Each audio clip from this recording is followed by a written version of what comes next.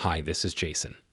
The glycemic index is a scale that measures the effect of a particular food on blood sugar levels. Foods are ranked on a scale from 0 to 100, with higher values indicating a greater impact on blood sugar levels.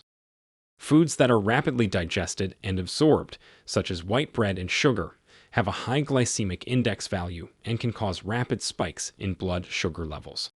These types of foods are often referred to as high glycemic index foods.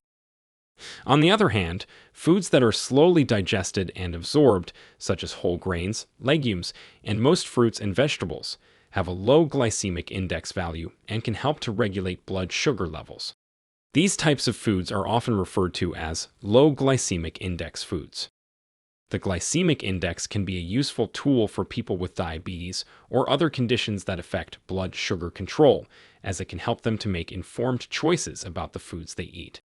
However, it's important to note that the glycemic index is only one factor to consider when evaluating the healthfulness of a food, and that other factors such as nutrient content, portion size, and overall diet should also be taken into account.